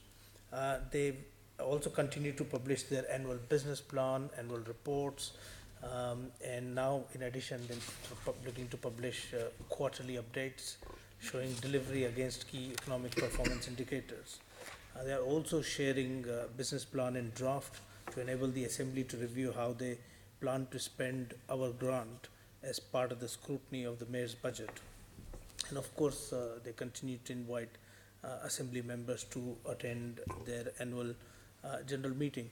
But apart from that, they continue to respond positively to requests from the Assembly about how LNP spends the public grant. And Andrew, the COO, is the single point contact between London and Partners and the Assembly. And in addition to that, GLA has got a right to deploy internal auditors to access the records of LNP to review grant expenditure if necessary. So the GLA's review of London and Partners considered that the steps taken struck the right balance with the need of transparency and the need for it to operate as a commercial arm's length organization. Well, clearly you were anticipating that question because you've just read out an answer that somebody's given you. I was really hoping for some passion from you because obviously you said you are the chairman of the board, and obviously you know you will have asked all the questions that we're asking, so you would know the business well, I would hope, being a businessman. And I was rather hoping you'd give us some passionate answer as to why it was working, as opposed to reading out. Well, I was reading From out. somebody- from somebody else. Well, what I was reading out essentially was what information they are already providing to the GLA. That's what I was reading out. I know, but basically, the model works fantastically well. Yeah, I think we'll make our own judgments on that because clearly, you know, we have been concerned in the past. I've only been here a short while and have been concerned on answers, and I know colleagues have been concerned a great deal longer. So, Rajesh, what would be the pros and cons of bringing London and Partners within City Hall? Well, I think first of all, it works with a lot of private sort of organizations already. And as you know, almost 50% of its income come from private sector companies. Now, if you bring it completely in GLA, I think first of all, the sort of organization, and Laura can sort of to tell more about it, but there might be reluctance because one of the reasons why so many commercial organizations and partners work with London and Partners because it's not seen as part of GLA in that way. It's not seen as a public sector body. It's seen as a public-private organization. And that would be much harder if it was completely in this. And also there are benefits of being working with the commercial organizations because, again, you get first-hand information, you are plugged in the ecosystem. It works really well. Do you not think that these businesses are aware that we put so much money, when I say we, I mean us taxpayers, put so much money into it? Do you think they're not aware of that anyway and then assume that we would have massive oversight of what's going on? They are, but they are also aware that there is just about sort of right oversight. I mean, for example, I think they'll be really nervous if you start telling them that every meeting that LNP has with their commercial partners would be public, the minutes will be public, the contracts would be public. I think they'll get really nervous and it would be very difficult to work with them. You don't think there's more of a halfway house going on that, you know, at least board meetings, etc.? Well, I'm all for transparency as much as possible, not to the detriment of LNP, of course, and the very model itself.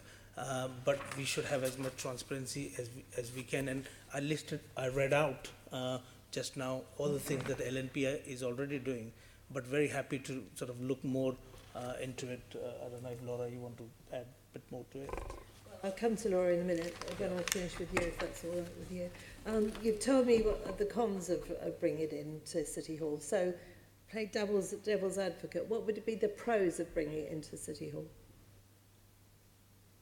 Well, pros is, I mean, you know, you could have more oversight on it, but I'm not sure how much of that would be more useful for GLA. I think GLA has got the right kind of oversight on it already.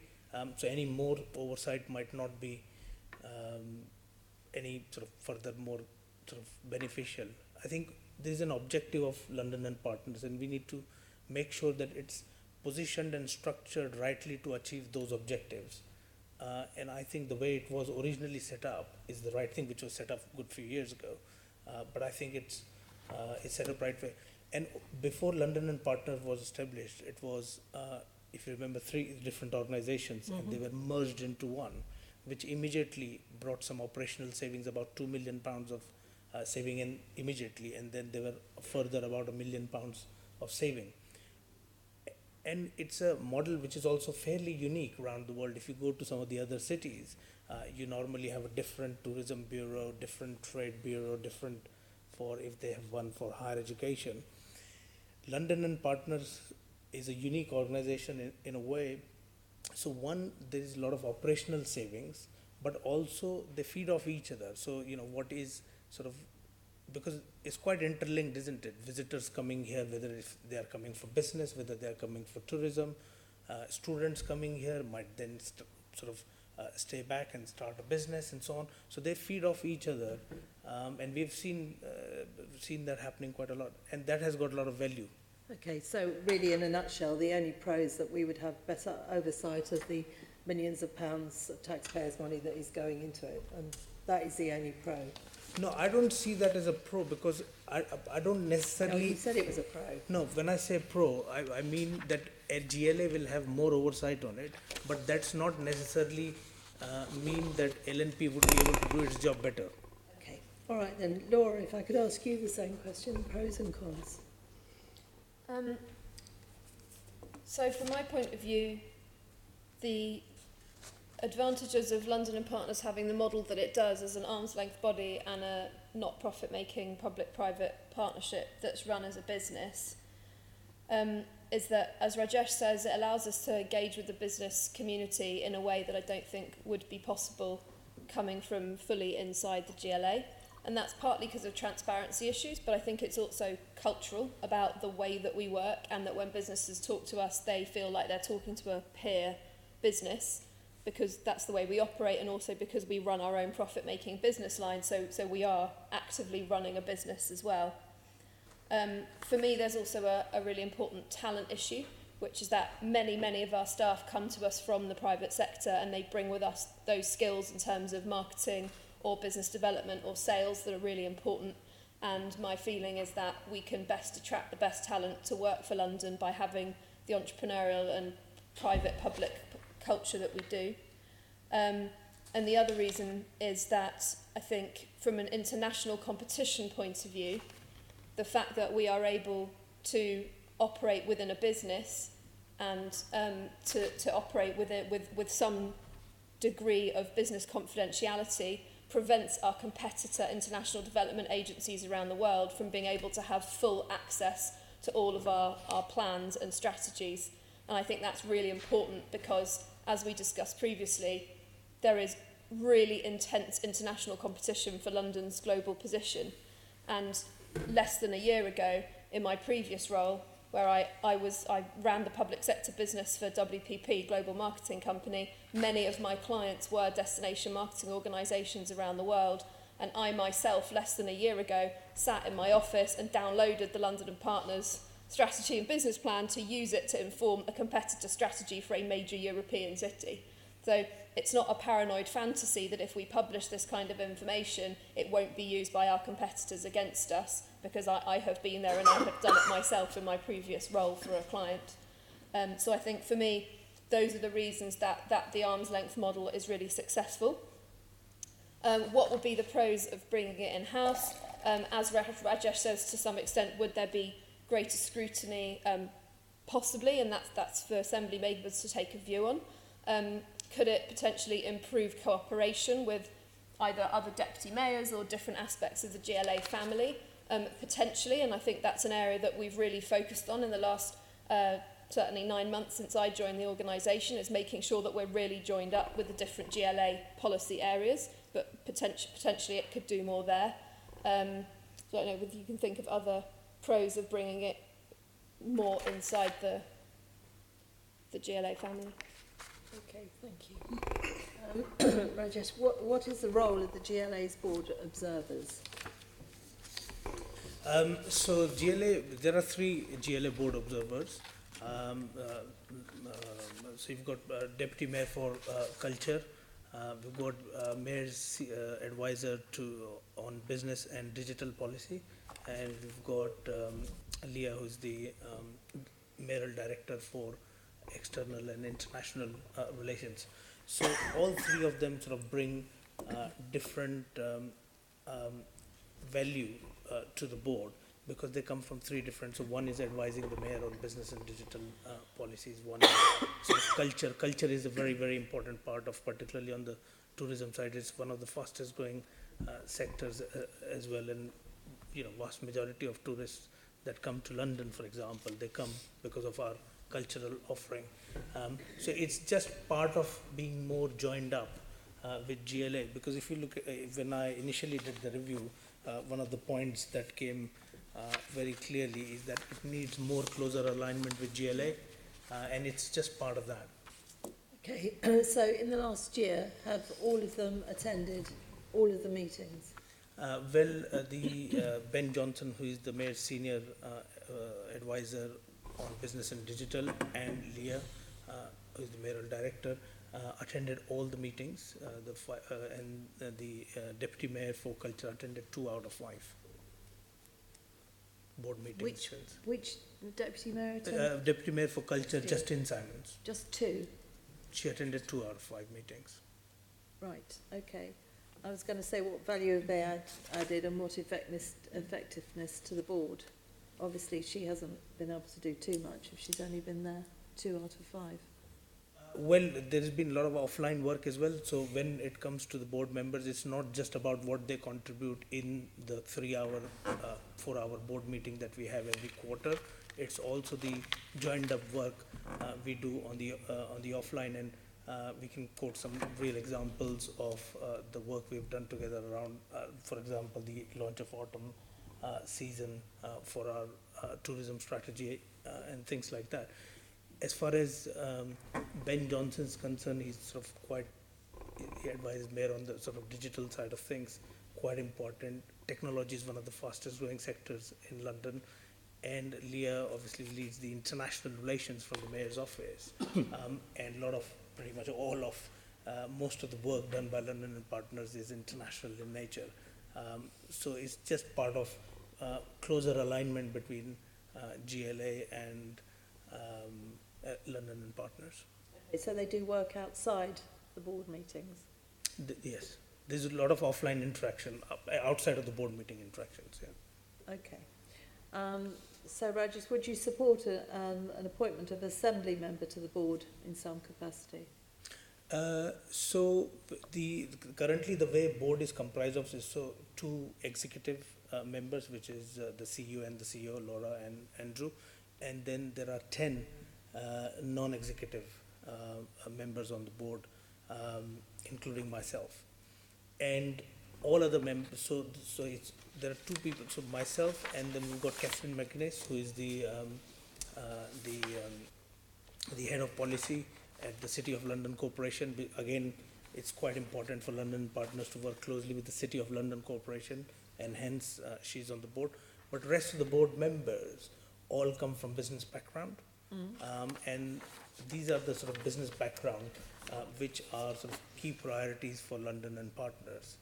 So they've got experience in tourism or conventions or different... The thing is, it's quite a simple question, really, if you don't mind my saying. It's, would you support one of the GLA members being on the board? Well, I believe that the role of GLA assembly members is different, is to scrutinize exactly what you are doing right now, is to scrutinize the work of the mayor and to the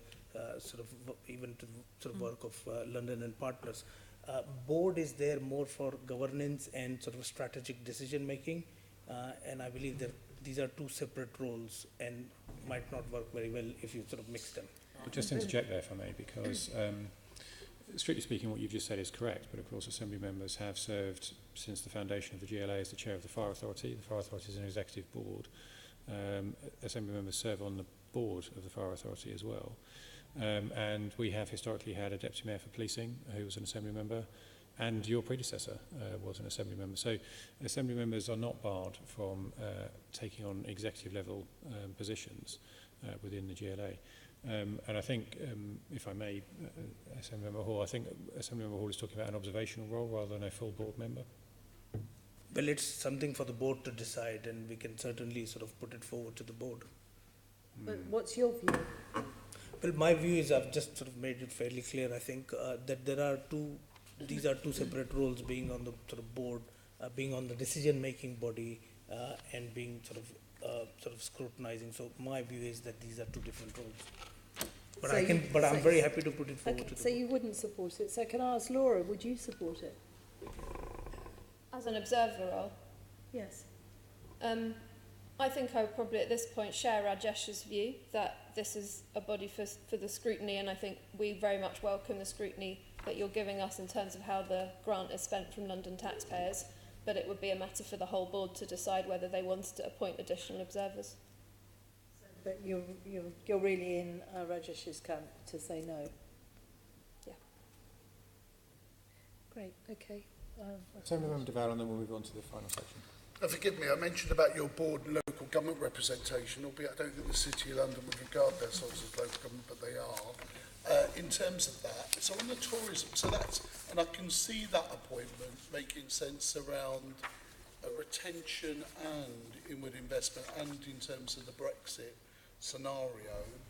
What I don't understand is about those links and networks back in with local government on tourism. You say, I don't quite understand it in your strategy about what's good tourism and what's bad tourism. I think I understand that concept, that's my words, I don't think that's your words around that.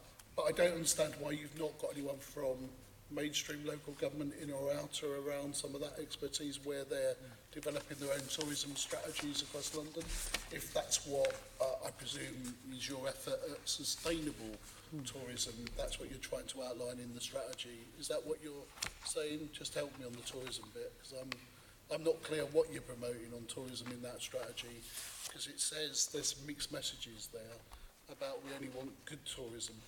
So the strategy... What is good tourism? Well, it's tourism that benefits London and Londoners. So we don't want tourists that clog up central London and make it more difficult for Londoners to get to work, for instance. So we've been talking to TfL in terms of when is the congestion that is caused by tourism and how can we mitigate that. We're interested in spreading the benefits of tourism right across London, hence encouraging tourists to see more of London. One, that's good for Londoners in terms of spreading the economic benefit across London, but it's also good for tourists because we know that from our research that the more of London visitors see, the more inclined they are to return again and see and come back and see more. And we know that London has a high repeat rate.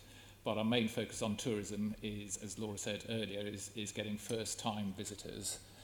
We think that's where we can really make a difference in terms of getting them here, because then the lifetime value is significant. I think that's pretty interesting of what you just said, but I bet if I go back and search a bit detailed into your work and projects, I still think we're probably promoting Zone 1 tourism, because the product has always promoted Zone 1 tourism. But let's leave that aside. So my earlier giving you a heads up question, your board, outer London, should there be a local government perspective on your board around outer London tourism, given that I represent probably the largest visitor attraction outside the central zone in terms of Greenwich Maritime, those issues, is there not something you're missing around that at a board level? Or are you going to tell me there's some subgroup dealing with this that has those representatives on it?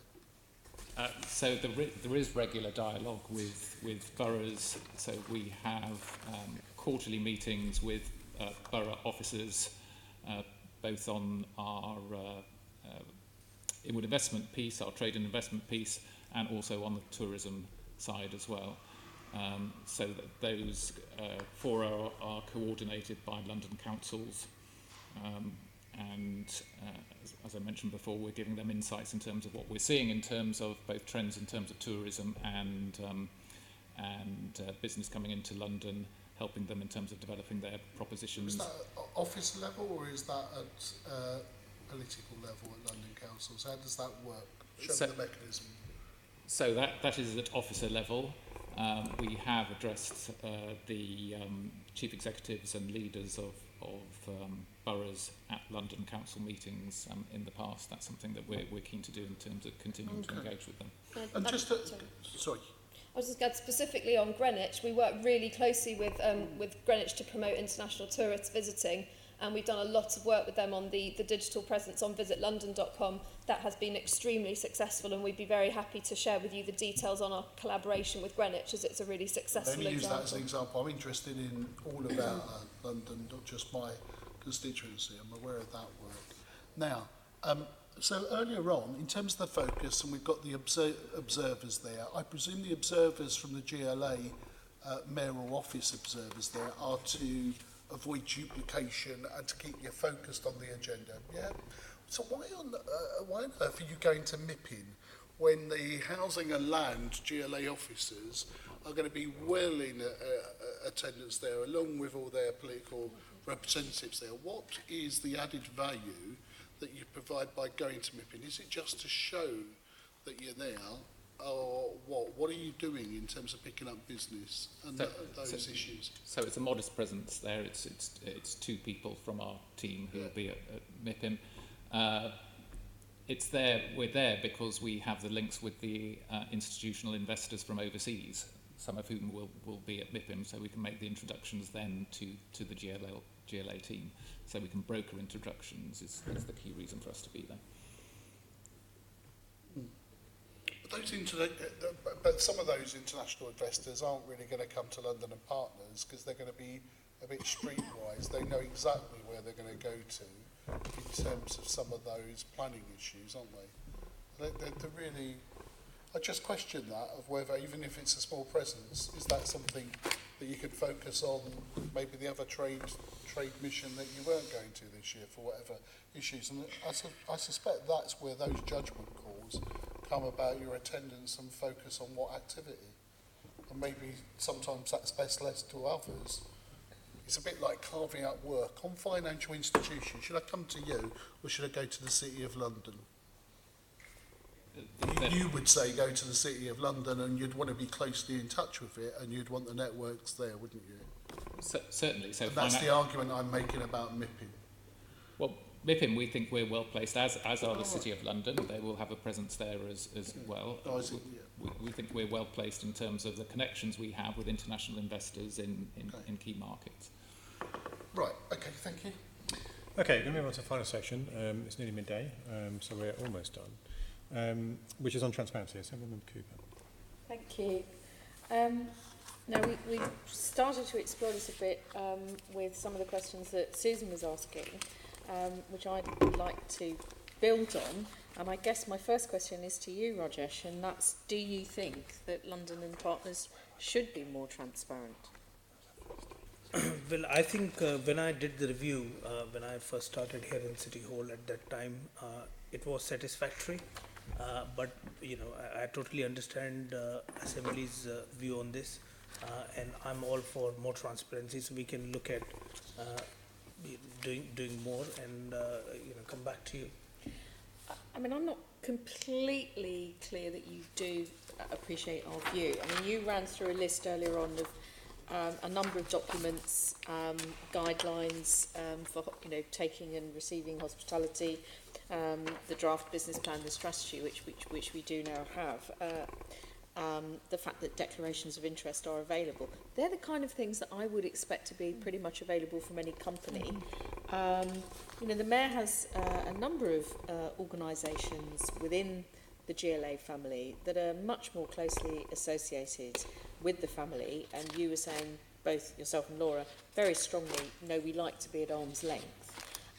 Do you really think it's damaged the opportunities for those people who receive funding, for example, large commercial housing associations, because they're working with Homes for Londoners and the details of what goes on at the Homes for Londoners board are available? Do you think that damages our relationship and our ability to operate in that commercial housing sector?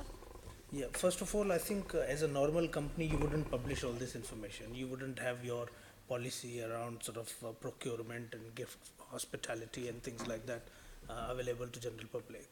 So it is more than just a normal business.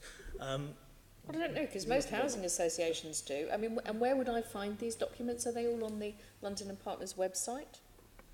Yes, these are available. Okay, and the same with the declarations of interest? Yes. So if we're able to publish the declarations of interest, what about the remuneration? I mean, we are moving much more towards an open situation where we conduct these statutory equality audits of pay. The Mayor has just been also looking not just in terms of women being underpaid, but also at BAME staff across the rest of the GLA family. Surely you should be falling into line with that, because you are receiving, after all, almost £14 million worth of money through the Mayor's budgets. Yeah, so is that a problem for you? No, that is not a problem at all, actually. If anything, I mean, so LNP in the past has sort of published not exact remuneration, but the brackets of it. First of all, different bands of salary paid. They were also part of the gender pay gap audit, which they published the results of. And they will be publishing the ethnic pay gap audit as well. I mean, they just don't have the amount of data that they need to do that just now. So all of that can all be provided to us, Yes. including the staff in different pay bandings? Yes. Because my understanding was that that had been an issue in the past with... That was taken care of in 2015. Okay. And so we would then get the breakdown supplied to us when you've got the bandings, both in terms of women and their position in the organisation, and also for BAME staff as well. Well, that would be very welcome. Coming back to the points that we were just making about the need to be arm's length and keeping the minutes of the board and committees private, why do you think that is so essential? Why can that not be shared with us as part of our scrutiny regime here through the committees? I come from a business background, and until 19 months ago I was running my own business, and I just sort of take a step back and think like a sort of commercial partner of business organization. I mean, if it is sort of, first of all, it will just generally as a business, as an entrepreneur, it would make you quite nervous where all your sort of contracts and details and minutes of meetings, etc. But was your business receiving almost £14 million worth of money through the public purse? No, that's not. I'm talking about from a commercial point, a commercial organization's point of view. So but I think we've established that London and Partners is a hybrid. It's a public and private organisation, so it's not a completely commercial organisation. I think when you receive £14 million, that puts you into a different context. No, that may very well put London and Partners in different context. But I'm saying from a commercial partner's point of view, where other money is coming from, that money will take a big hit, because the commercial partners would be nervous in partnering, first of all, when knowing that a lot of details they just probably wouldn't want to do that. But also another angle to that, which is slightly different, but it may be seen as them supporting a particular mayor of a particular party, which is not necessarily the case right now, because it's at a sort of arm's length distance. So they don't see it as a sort of party political or anything like that. They just work with... Well, let me give you another for example then. Look at the OPDC, which is within the GLA family. Do you think that that's seen as a party political organisation that people are nervous with partnering with? Well, I mean, we're looking to build 25,000 houses and create 25,000 jobs in the OPDC area. Is there a huge nervousness at getting involved with that organisation? I think London and Partners is very uniquely placed. It's a very different sort of organisation the way it is, and it works with huge number of partners across a lot of different sectors, and a lot of different sort of partners. Some of them are smaller, some of them are larger, and so on. And not everybody would quite understand if you are a very large business working in sort of housing sector or working with sort of housing association. I think you've got the resources, and you are much more geared to deal with some of these matters. But if you are a sort of smaller business who's sort of working in partnership with London and Partners, for example, it might just make you more nervous. So I absolutely understand the point that as recipients of significant taxpayer funding, of course, that comes with significant transparency requirements, and we fully respect that. And as Deputy Mayor has said, have already taken significant steps since 2015 to improve our transparency, and it's something that we're continuing to work on. And we'll be putting a paper to our next board meeting, which meets in May, with proposals on how we may be able to go further. In the meantime, we're going to look again at our corporate website, which we recognise could be easier to navigate, to make sure that the documents that you're mentioning are easier to find if anybody wants to find them. We do publish summaries of our board minutes already, and have been doing that for a while since we were requested to. We do publish our gender pay gap, and as Deputy Mayor said, we will be publishing our ethnicity pay gap as well. So we welcome your thoughts on what further we might propose to the board in terms of transparency arrangements. I think the other area that has been a concern in the past has been about the idea of having a register of contracts, leaving aside the detail of the contracts themselves. And certainly when we were having the discussion earlier on about the business plan, I found it really hard when Len Duval was asking these questions and looking at the details that you've provided us with. The pages with the budget, I can't see. I mean, you described how the money might come in and how it might be reallocated and how it might be used, but you must have something more detailed than this with sort of cost centres. Now, I'm not suggesting that we want to have every dot and comma in the public domain necessarily of contracts, but I think it would be useful to have a register of who you have contracts with. I mean, certainly all of these obligations, housing associations, as a for example, who receive money from the mayor, also generate their own cash, are very commercial these days, and multi-billion pound businesses in some case, they have to publish quite a huge selection of information so that, I mean, I think the transparency is not just because we conduct scrutiny and we'd like to see it. I think it's also, as I referred to earlier, it's about Londoners knowing that the money from the mayor is being spent in a way that we can then account for. And I think having that list of contracts, even if you don't say, you know, how big they are, you know, obviously quantum would be of interest to Londoners as well. But I just think it's really important that we are able to say, both from our side of the table but also from yours, that the money has not been, you know, frivolously wasted. I'm not suggesting it has been, but at the moment it's quite hard for us to, or indeed for you, to be able to prove that that is not the case. I think you're talking about supplier contracts, because that's what will be the case for housing associations, and very happy to put a proposal to the board when they next meet to publish supplier contracts over a certain sum.